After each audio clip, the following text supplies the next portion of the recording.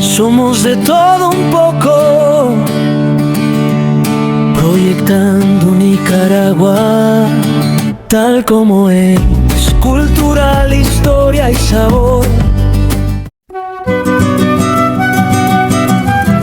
Tú tendrás desde hoy que comer, dejarás en paz rebaños y gente en este país. Que Dios melifique tu ser montarás. Está bien, hermano Francisco de Asís, ante el Señor que todo ata y desata, en fe de promesa, tiéndeme la pata. El lobo tendió la pata al hermano de Asís, que a su vez este le alargó la mano. Fueron a la aldea, la gente veía, y lo que miraba casi no creía. Tras el religioso iba el lobo fiero, y baja la testa, quieto le seguía, como un can de caza o como un cordero. Hola amigos, ¿qué tal? ¿Cómo están ustedes? Bienvenidos a la hora del café. Buenas tardes, buenos días y buenas noches, dependiendo de la hora en que nos puedan ver. Esto es un encuentro con historia, una plática amena entre amigos. Estamos llegando a usted cortesía de Coctelería Edenia, su casa matriz, de la antigua esquina Julián Reyes, 90 metros hacia, en este caso, abajo, el oeste, y también de Ópticas Veo Más, del Parque La Merced, 75 metros hacia abajo también. Mundo Óptico, experto en calidad visual, Parque San Juan, media cuadra hacia el sur. Hoy vamos a hablar con un personaje de la historia de Nicaragua, de León, que es como un diamante escondido, que casi nadie lo conocía, es nuestro amigo Mario Rizzo. Bienvenido, Mario. Hola, ¿cómo estás? Bienvenido, gracias a Dios. Bien. Gracias. Bienvenido a la hora del café. Venimos a hablar acerca de un tema interesante, estando en el mes de enero, que es el mes que se realizan los simposios y las efemérides con respecto a Rubén Darío. Venimos a hablar acerca de un libro que tú escribiste acerca de la vida y obra de Rubén Darío. Nos gustaría que nos dijeras primero exactamente cómo fue que te iniciaste como escritor, además de otras facetas de tu vida. ¿Cómo te interesaste por escribir? Sí, bueno, profesionalmente voy a comenzar señalando que me formé como abogado en la Facultad de Ciencias Jurídicas y Sociales de León, del UNAD de León. Esa fue mi primera carrera. Y luego, pues, profesionalmente me enfoqué en el trabajo de investigación en el campo antropológico e histórico. Y me formé también como historiador y como antropólogo estudiando, pues, en este caso estudié antropología fuera del país porque en esa época no existía antropología en Nicaragua. Estudié en México una maestría en antropología, hice estudios de especialización en historia, arqueología, y prácticamente pues todo mi desempeño profesional lo que hice fue unir estas tres disciplinas, ¿eh? Para tener un abordaje multidisciplinario, como decir, claro. De los temas pues, de estudio que he realizado. Entonces, en este caso, este libro que tenemos acá, cuyo título es 1907, Rubén Darío en León. Ese es el título. Este libro es una investigación compleja de muchos años de estudio. No es un trabajo que ha salido como al bolsazo o de 3 meses o en carrera, no. Es una investigación de casi 5 años de investigación en fuentes primarias sobre Rubén Darío.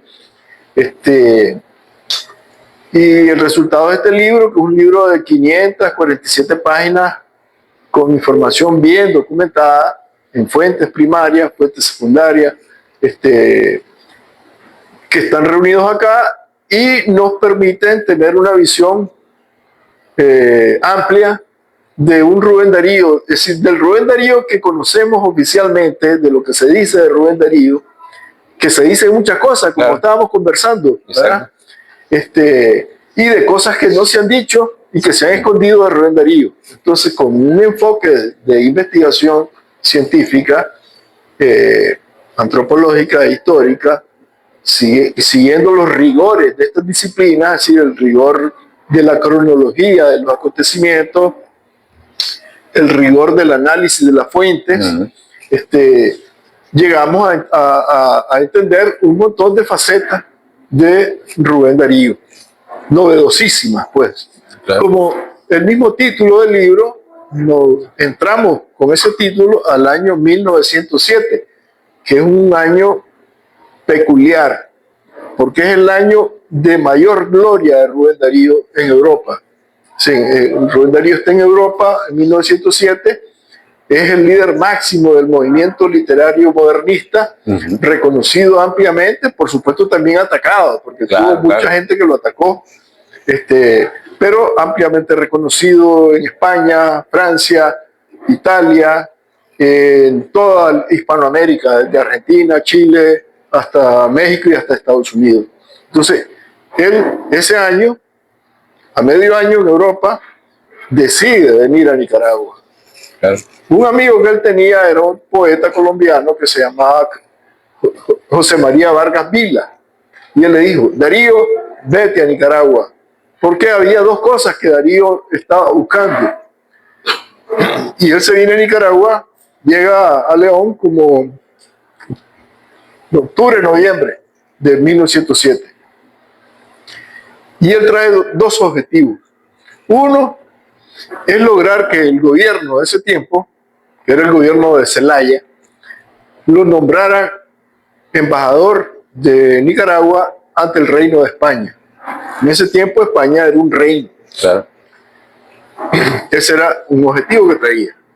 Porque también había gente que no quería que Darío estuviera en el cuerpo diplomático. Tenía enemigos envidiosos que lo envidiaban. Otros, por cuestiones ideológicas, también lo asediaban y le hacían la vida imposible. Entonces, con ese objetivo viene. El otro objetivo que trae Darío a Nicaragua es que él quiere divorciarse de su esposa legítima, pero que no vive con ella desde hace años, que es Rosario Murillo. Entonces, él viene con esos dos propósitos para divorciarse, porque él tenía una compañera en España que es Francisca Sánchez, con la que vivió mucho tiempo y fue una relación estable la que tuvo con ella, pero no se podía casar en España porque tenía el impedimento por estar casado legalmente en Nicaragua. Entonces, en España y en Nicaragua era la misma legislación y si estabas casado no podías casarte. Entonces, él, su relación con Francisca Sánchez era el querido de Francisca Sánchez. Era un término que en esa época se usaba. Ah, sí, no, y era de peyorativo y súper muy alto. Así es. Entonces él quería, pues, divorciarse para, para no tener esa mácula en el cuerpo diplomático. Entonces vino a León, estuvo 3 meses y medio en León. Eso fue apoteósico, pues, la venida de Darío, es decir, a Nicaragua y en particular a León. En el Teatro Municipal de León, las autoridades municipales le organizaron una velada literaria a Darío. Ese teatro municipal se saturó, estaba llenísimo de gente y allí Darío hizo un discurso. Entonces, de ese discurso nosotros sacamos otro elemento, con lo cual formamos el subtítulo del libro. Primero decimos 1907 Rubén Darío en León. Y luego decimos a propósito del nicaragüense del Matagalpés de Ángel Ganivet.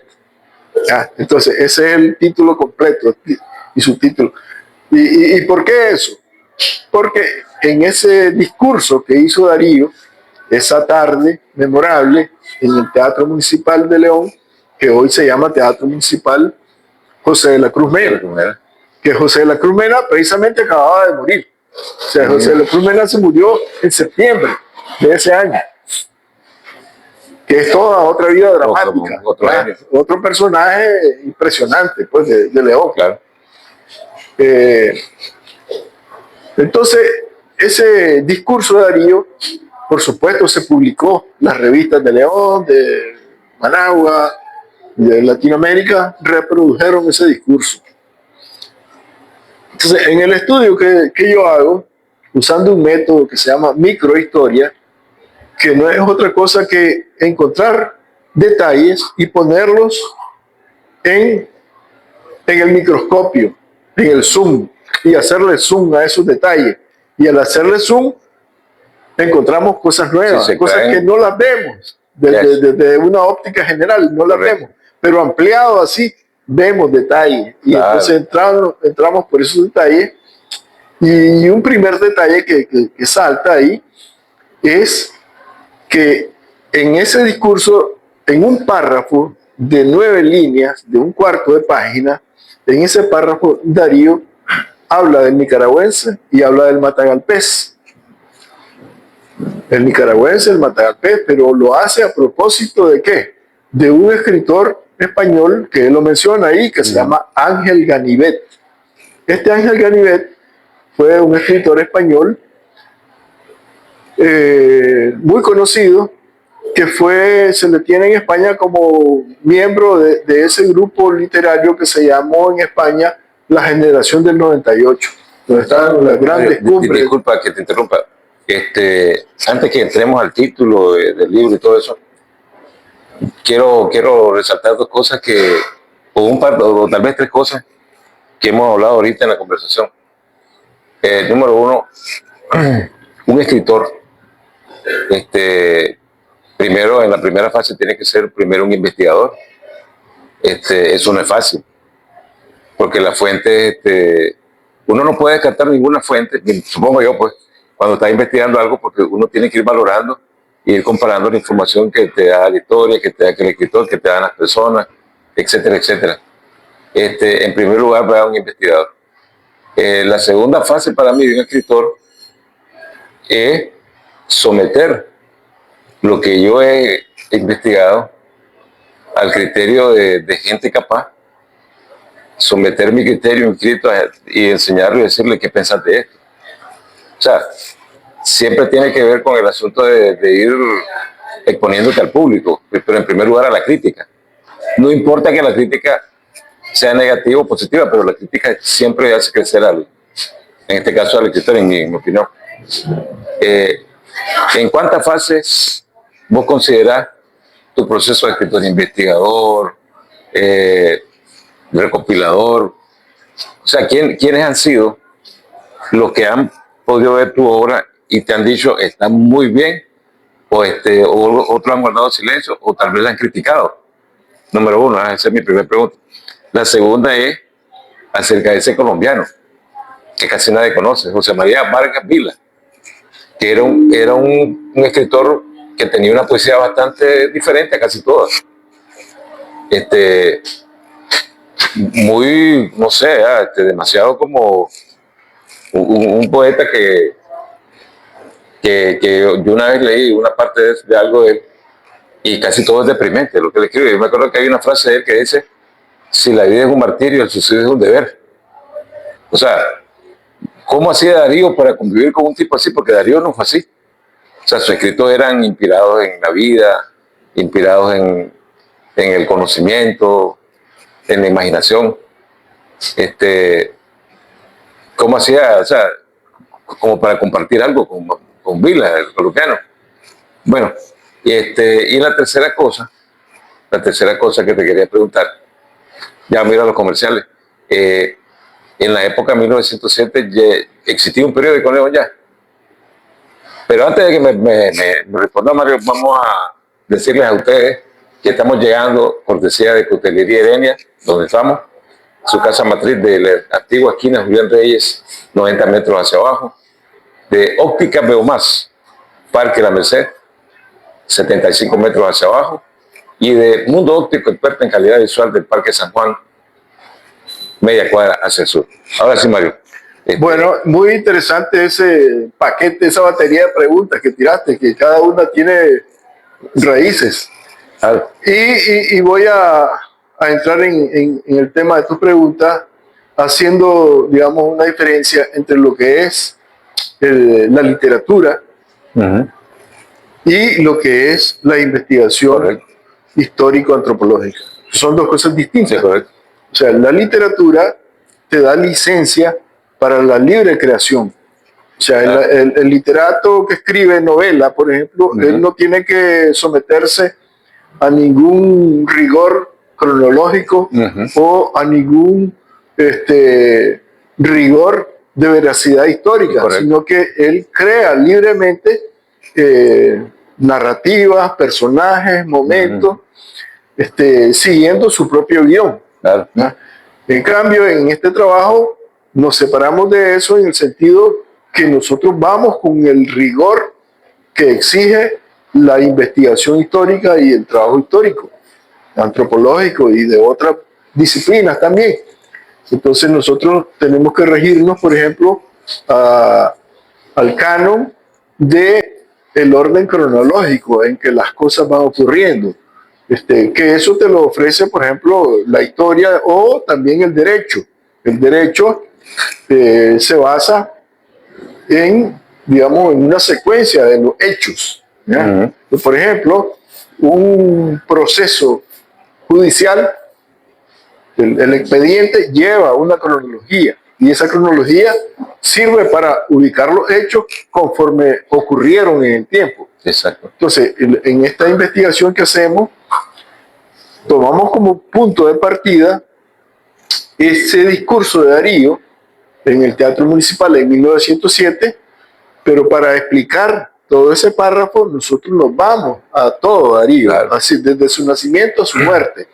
Y en ese proceso nos vamos encontrando con un montón de pasajes que están en la vida de Darío que, digamos, hay mucha romanticismo o idealismo en torno a eso, que es el resultado, digamos, de la forma en que desde diferentes momentos históricos se ha abordado a Darío. exacto. Y entonces hay muchas cosas románticas que están allí que no han sido aclaradas o se han ocultado.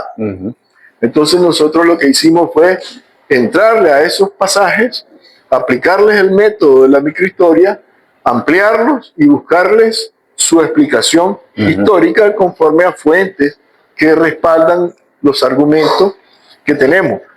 Eso es un proceso que es complejo porque te enfrentas a veces a cosas que no tienen respaldo histórico. Sin embargo, se están diciendo. Ayer mismo me decía una señora acá que Rubén Darío me dice, no es cierto que murió allí en esa casa donde está un rótulo que dice aquí murió Darío. ¿Cómo es eso? Le digo, no, me dice, ahí no. Donde él murió es en el archivo, en la casa del archivo. Por ejemplo, eso, digamos, esa información la tiene mucha gente en León, pero la verdad es que Darío sí murió ahí, en esa casa de Doña Fenosa. Exacto, media cuadra para abajo. Para arriba, ¿verdad? Para arriba, sí. Allí efectivamente murió. Bueno, entonces, otras cosas como el nacimiento de Darío, ¿dónde nació Darío? Es decir, Rubén Darío nació en una etapa. Entonces profundizamos en eso. Claro. Profundizamos en cómo fue ese pasaje. Y revisamos lo que han escrito. Por ejemplo, el libro más extraordinario escrito sobre Darío hasta ahora es el libro que se llama La dramática vida de Rubén Darío, una obra voluminosa de un autor nicaragüense, el maestro Edelberto Torres Espinosa. Edelberto Torres Espinosa fue un gran personaje, un pedagogo, maestro graduado, especializado en pedagogía, que fue un hombre íntegro en su vida, fue un luchador antisomocista. Él se enfrentó a la dictadura del primer Somoza y como consecuencia tuvo que huir de Nicaragua y vivió exilado en Guatemala, después en México. Entonces, este libro, La dramática vida de Rubén Darío, es un libro que debería estar en toda la biblioteca de todos los nicaragüenses, porque es una obra extraordinaria bibliográfica sobre Rubén Darío. Esa obra se publicó en 1952, estando él en el exilio en Guatemala. Entonces, esa es una fuente importantísima para poder acercarse a Darío, digamos, con una perspectiva universal, global, porque ese hombre lo recorre todo, desde su nacimiento, sus primeros viajes a El Salvador, después a Chile, después de regreso a Nicaragua, otra vez a El Salvador, a Guatemala, Costa Rica, regresa a Nicaragua y después se va a España, después va a Guatemala, perdón, a Argentina. Entonces, ahí está todo ese recorrido de Darío y el título que le puso el maestro Alberto Torres es extraordinario, La dramática vida de Rubén Darío, porque la vida de Rubén Darío fue dramática realmente, de nacimiento a muerte. Entonces así nosotros vamos tomando pasajes de Darío y los exprimimos, ¿verdad?, con un enfoque que encontramos nuevas fuentes, nuevos argumentos y los exponemos en este libro, ¿verdad? Entonces, uno de los temas que tratamos, que son temas, ¿cómo decir?, a veces delicados, pero hay que abordarlos porque se trata de conocer para enaltecer aún más a Rubén Darío, conociendo detalles, por ejemplo, como el hecho de su nacimiento, sus primeros años de vida. Entonces ahí nosotros abrimos un apartado para decir, ok, Darío es reconocido universalmente como un genio. Es decir, y sabemos nosotros que le decían el poeta niño. ¿Por qué le decían el poeta niño? Porque de niño era genio. Exacto. Y entonces recurrimos ahí para ese aspecto de ese trozo de vida de Rubén Darío, que es importantísimo para entender a Darío, recurrimos a la psicopedagogía, la psicología y hasta la psiquiatría. Entonces, eso nos permite agarrar al Darío de un año de su nacimiento a los 3 años. En ese periodo, el niño Rubén Darío vive con su mamá. Eso es interesantísimo porque, o sea, hoy todo el mundo sabe pues que la convivencia de un bebé con su madre es fundamental para el desarrollo pleno de la personalidad de un niño, claro, y de una madre también. Entonces, ¿qué ocurre? Que cuando el niño tiene 3 años de edad, se lo raptan a la mamá, se lo quitan, se lo roban al niño. Literalmente, se lo roban. Entonces, vamos a la historia romántica de Darío y vemos que ese hecho no es analizado. Sí, no resalta. Nos metemos nosotros a analizar eso desde la perspectiva, utilizando ciencias auxiliares como la psiquiatría y la psicología, que hoy día se aplica para estudiar los genios. Claro. Porque Rubén Darío no es el único que sufrió una situación de ese tipo. Exacto. Hay otros genios que sufrieron, por ejemplo, la pérdida de sus padres por muerte a edades tempranas. En este caso, el niño pierde a su madre porque los que aparecen en la historia como padres adoptivos se lo raptaron, se lo quitaron a la mamá. Entonces, hacemos otro apartado para estudiar desde el punto de vista jurídico qué es lo que ocurre, por qué ocurre eso. Recordemos que estamos en el León de 1871. Es decir, cuando había otras leyes, otras costumbres, claro, y otras porquerías sociales. O sea, la discriminación hacia las mujeres pobres era terrible, existía, no es un invento mío, era una cosa que existía. Y la mamá de Rubén Darío, Rosa Sarmiento, era una mujer pobre, que fue regalada, fue dada a doña Bernarda, tía a la vez de ella. Se la dieron de 5 años, regalada. Entonces, eso se llamaba, y ella se crió como hija de casa. Entonces, ¿qué significa? Tal vez hoy ya tal vez no se usa ese término o esa relación, pero en esa época sí, era común. Claro. Que gente tuviera hijas de casa, y esas hijas de casa eran las empleadas que trabajaban de por vida y sin salario. Sí, eran como esclavos. Como esclavos, era una servidumbre. Exactamente. Entonces, la mamá de Darío es eso, es una mujer que experimenta un nivel de servidumbre ahí, en esa casa. Las condiciones en las que ella también sale embarazada de Darío, también son cosas que simplemente se tocan así rápido. Pero vaya, tomando en cuenta el contexto de ese tiempo, cuidado, hasta fue violada. Y en ese tiempo nadie iba a decir eso, porque es un señor de la nobleza, digamos así, el que había embarazado a la pobre muchacha. Bueno, ese es un misterio también, que no está aclarado totalmente. Pero es lo más probable, si usamos la lógica. Pero ustedes recuerden que la hora del café, estamos degustando un riquísimo café, llega a ustedes cortesía de Coctelería Herenia, acá en su casa matriz, de la antigua esquina Julián Reyes, de 90 metros hacia abajo. También llegamos a ustedes cortesía de Óptica Meomás, Parque de la Merced, 75 metros hacia abajo, y de Mundo Óptico, experto en calidad visual, Parque San Juan, 25 o media cuadra hacia el sur. El tema que nos ocupa hoy, 1907, la llegada de Darío a León, una frase emblemática. Estamos hablando con el escritor, entre otras cosas también, historiador, antropólogo, etcétera, etcétera, Mario Rizzo, con quien estamos departiendo esta bonita mañana. Y quedamos en que el asunto del embarazo de doña Rosa no se sabe cómo sucedió.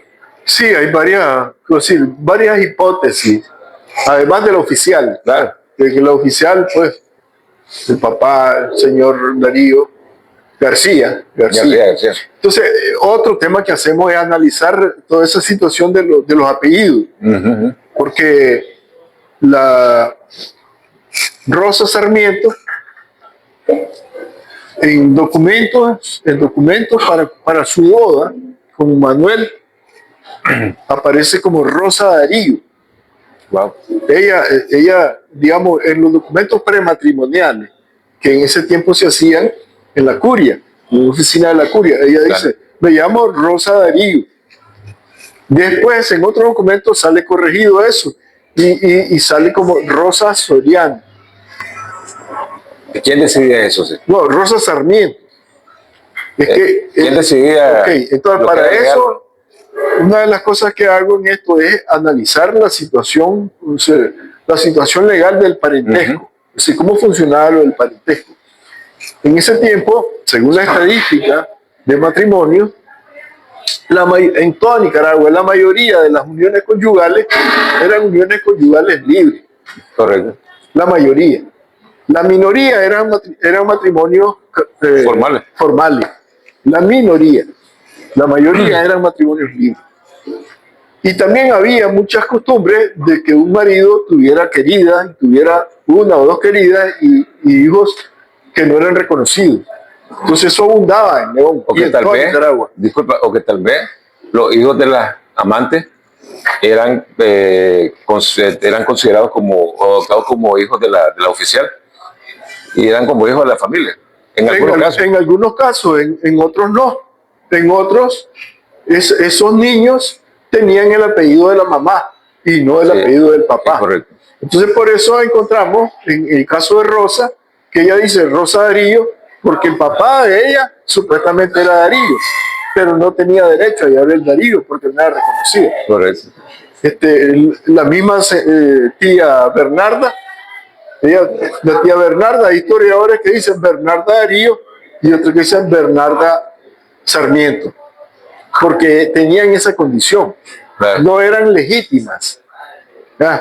En cambio, la tía Rita Darío, una tía de esa sí era legítima Darío, era Rita Darío.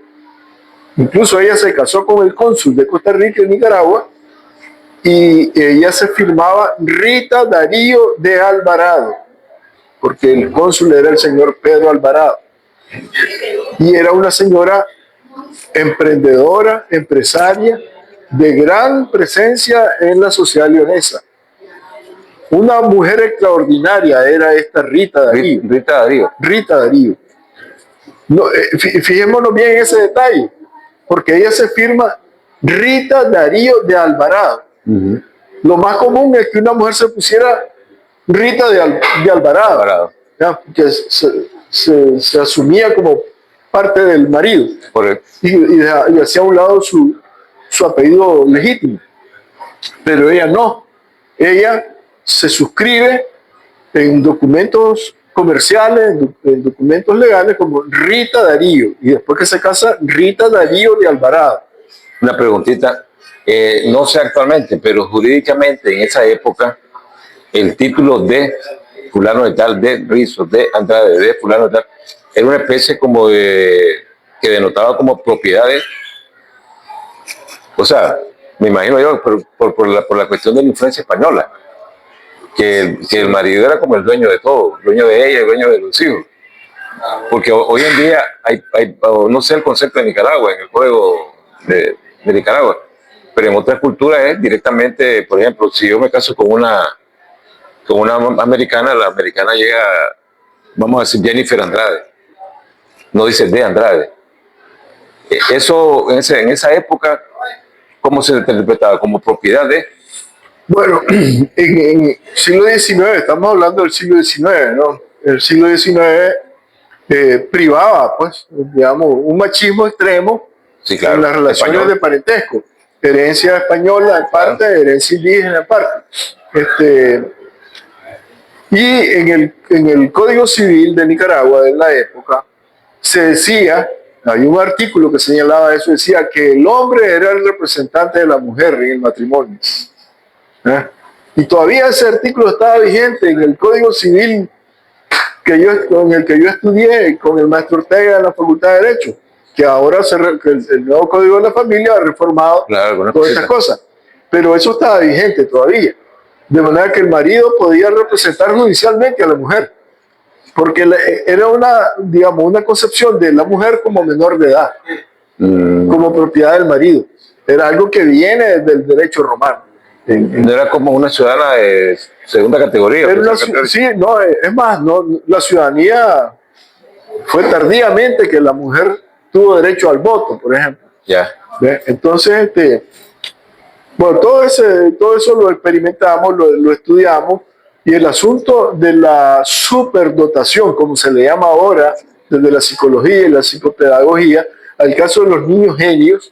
Entonces también exponemos a ese niño del nacimiento a los 3 años, ese niño genio debió tener una serie de capacidades extraordinarias, y quien conoció eso fue fundamentalmente su mamá, claro, porque es con quien él vivió ese tiempo.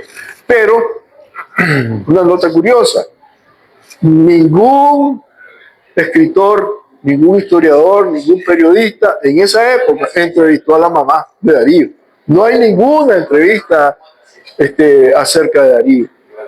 Digo, acerca de la mamá de Darío. Entonces, la experiencia de Doña Rosa con el niño genio no la tenemos porque esa información quedó oculta por la discriminación a la mujer, y por la discriminación a Rosa. Exacto. Porque Rosa quedó tildada como una mujer mala.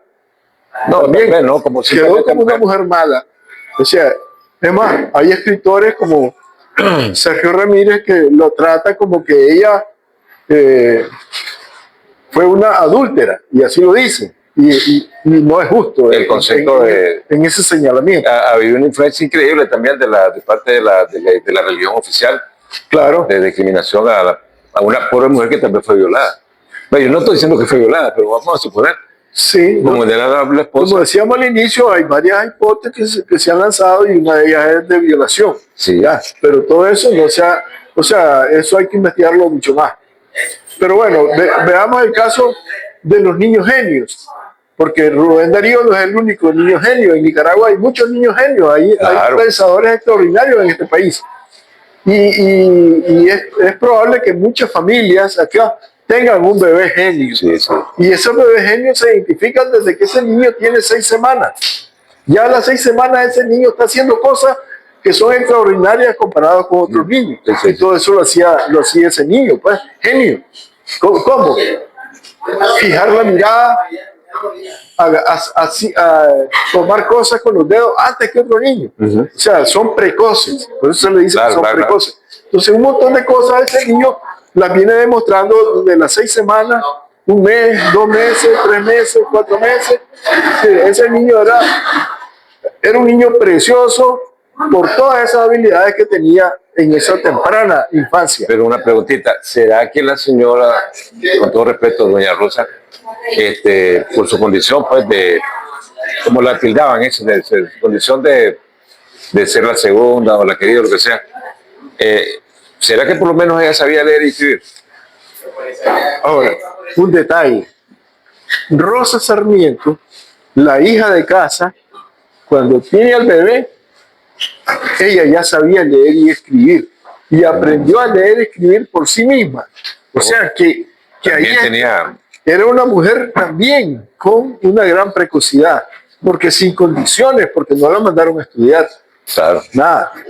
Ella aprendió escuchando y conversando con estudiantes que vivían ahí en la casa de la Rosa, de la Mamá Bernarda, allí, y ella aprendió sola a leer y escribir.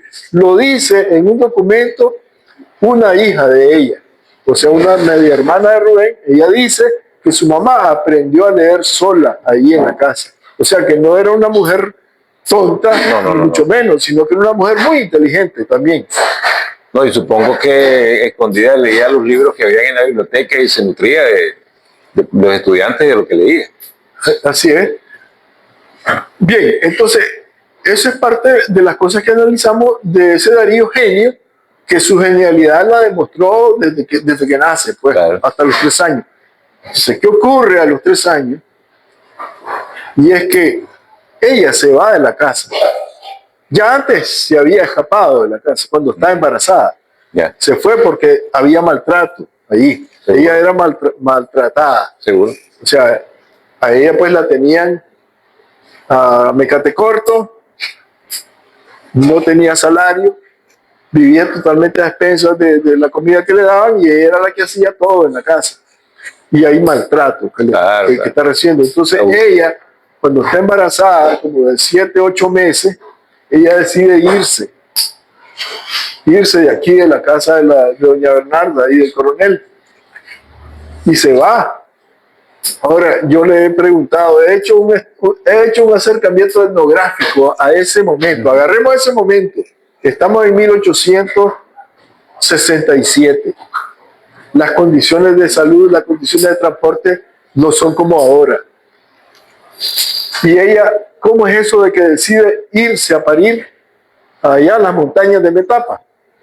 Porque allí tenía unos parientes, pero no en el pueblo de Metapa, sino en una comarca, en una cañada que se llamó Lominapa.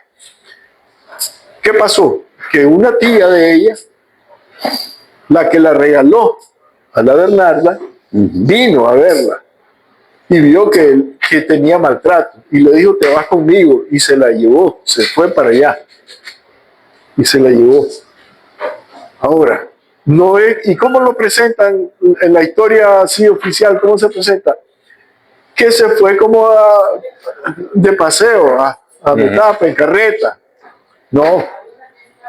Yo le he preguntado a personas que trabajan en la capital, que son de zonas largas, le digo: si vos estuvieras embarazada, ¿te quedarías a parir aquí en León o te irías a parir allá en el lugar donde no hay ninguna condición?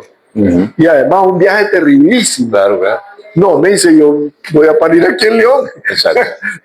O en Managua. Sentido común. Sí, y entonces ella se va porque se quiere ir. Así es. ¿Ya? Pero entonces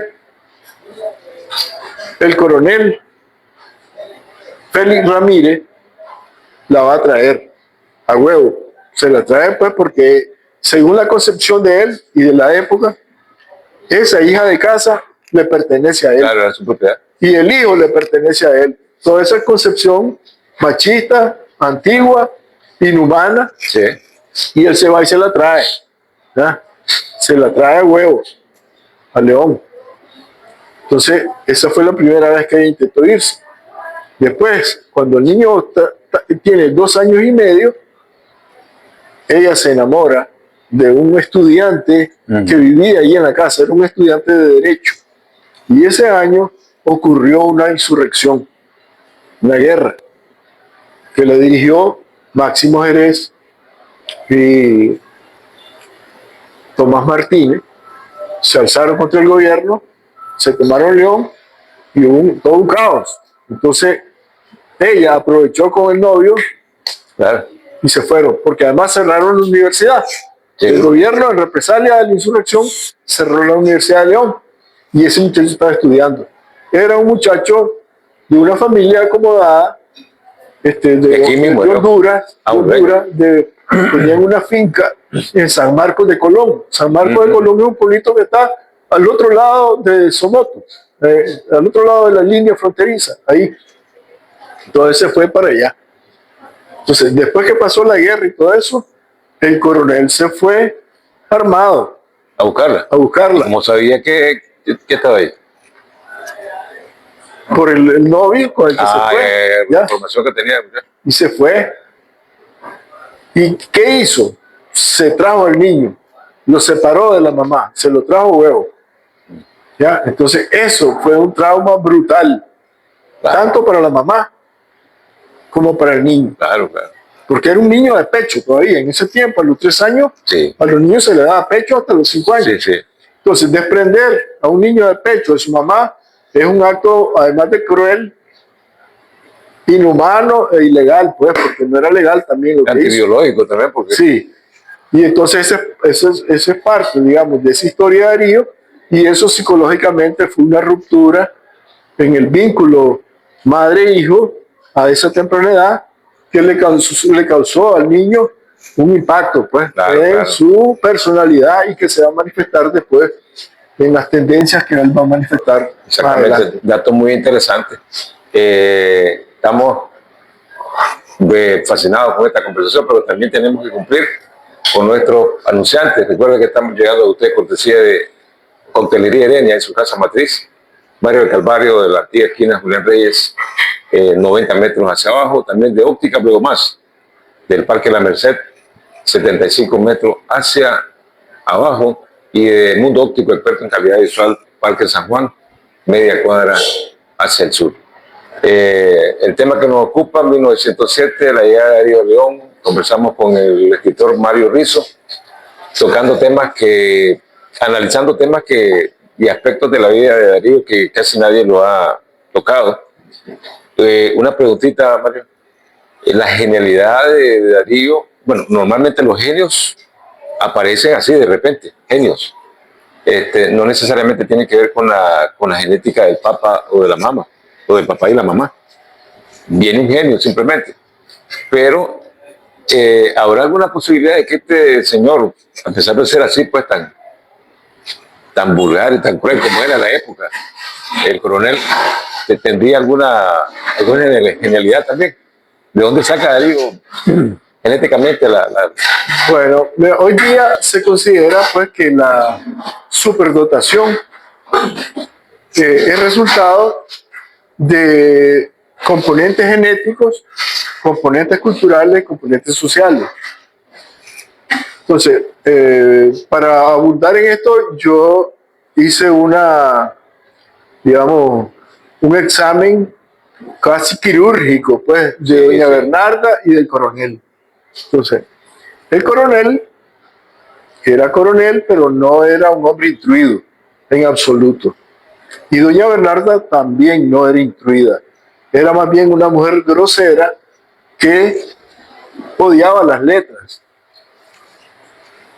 Hay un pasaje que fue recogido por un escritor en 1923 donde se reproduce el hecho cuando mamá Bernarda descubre que el niño a los 5 años escribe poemas. Y ella está alarmada por ese hecho de que el niño escriba poemas. Y entonces, ¿por qué está alarmada ella? Claro. ¿Por qué está alarmada? No porque descubre la precocidad del niño, sino por el temor que ella siente por la escritura, porque para ella la escritura, dice, son cosas del demonio. Entonces eso te da una idea de su marco cultural de referencia. Y otra cosa, para esa época a los poetas se les tildaba de afeminados. Entonces ser poeta era como ser delicado. Sí. Y entonces ella dice, en esa narrativa, ella dice, esto es culpa del maestro Ibarra, que me le está enseñando estas cosas al niño. Y dice, me lo voy a echar a perder.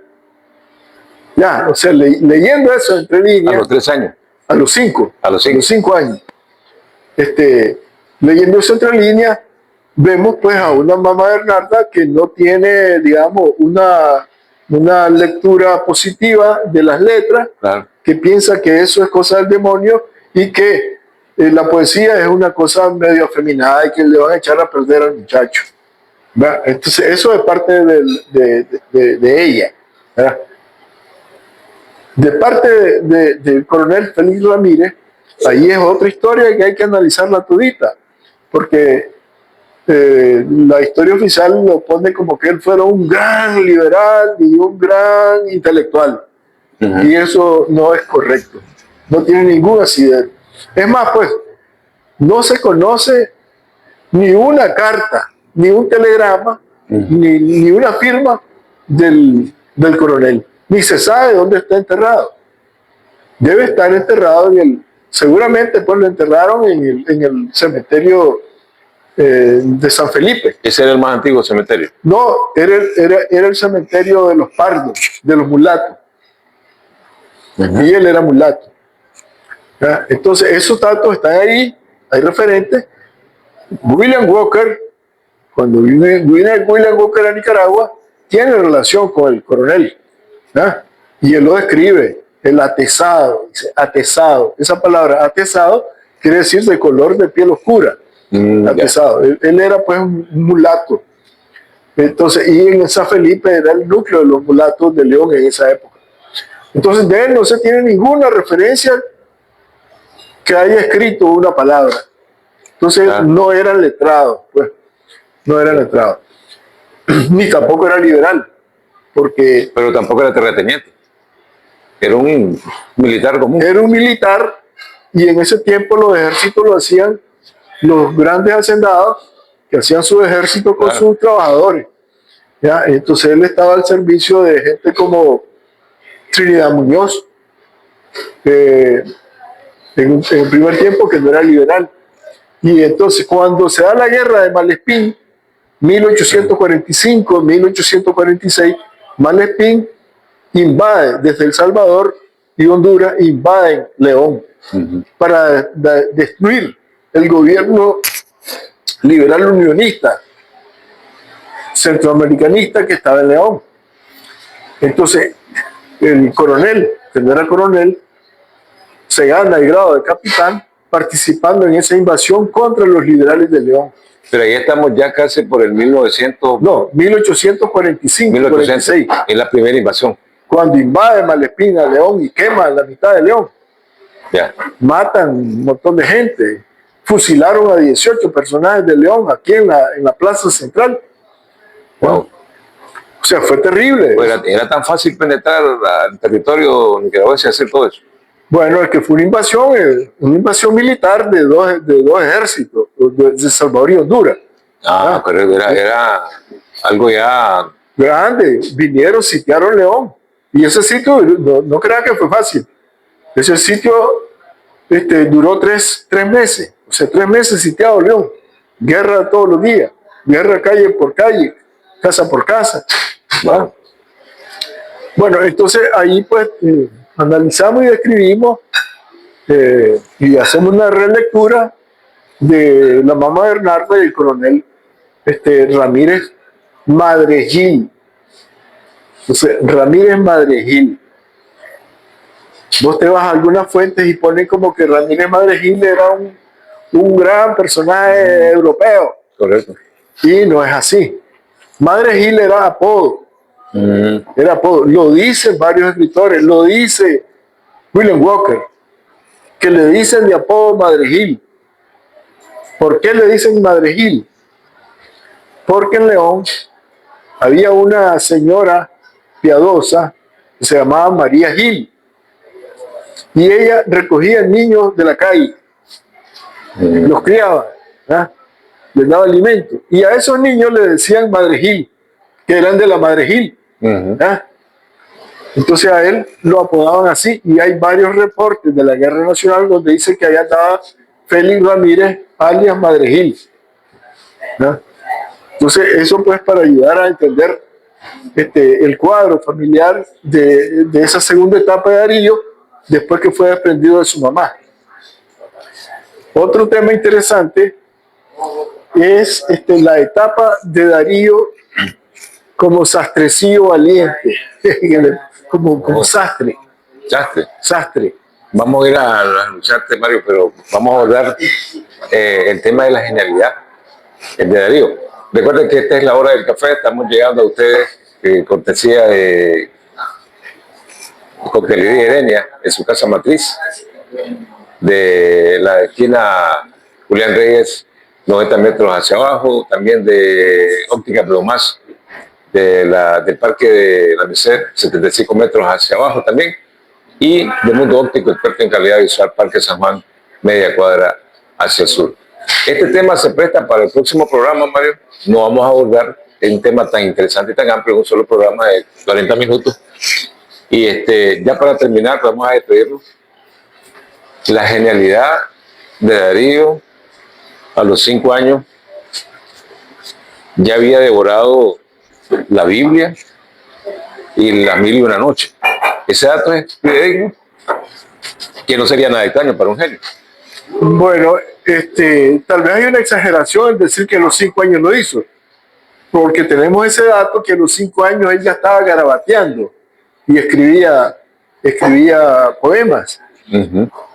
Es de suponer que de los 5 a los 6, a los 7, a los 8 años leyó todas las obras a las que tuvo alcance él.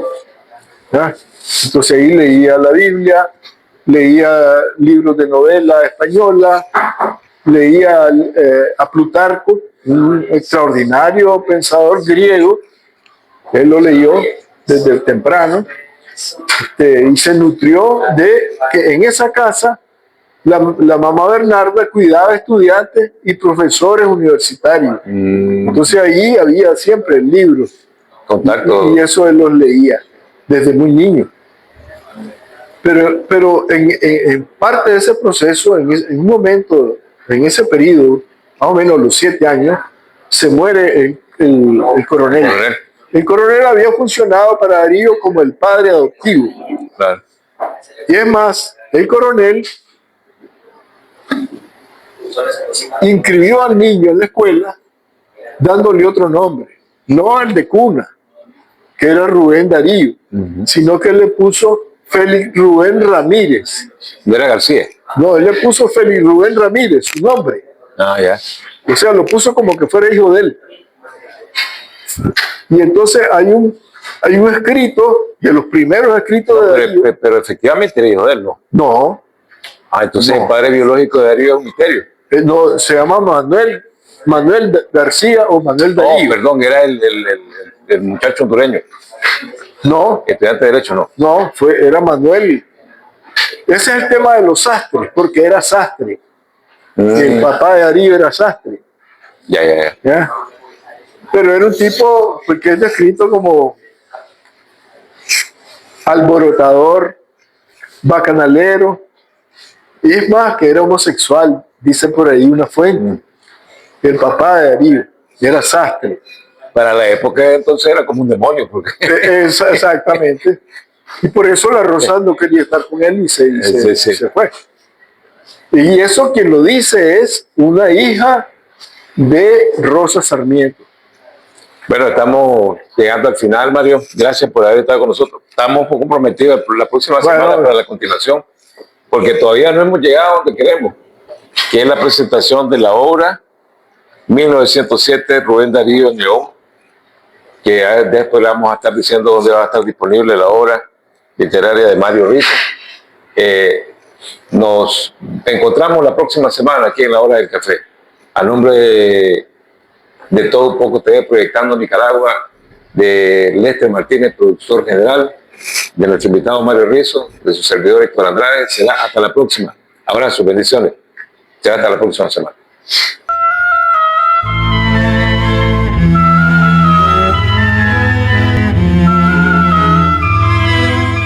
Es algo formidable que vio la vieja raza, robusto tronco de árbol al hombro de un campeón, salvaje y aguerrido, cuya fornida masa blandiera el brazo de Hércules o el brazo de Sansón. por casco sus cabellos, su pecho por coraza. Pudiera tal guerrero de Arauco en la región, lancero de los bosques, Nenrod que todo caza, desjarretar un toro o estrangular un león. Anduvo, anduvo, anduvo. Le vio la luz del día, le vio la tarde pálida, le vio la noche fría. Y siempre el tronco de árbol a cuestas del titán. El toqui, clama la conmovida casta. Anduvo, anduvo, anduvo, la aurora dijo basta. Somos de todo un poco, proyectando Nicaragua tal como es. Cultural, historia y sabor.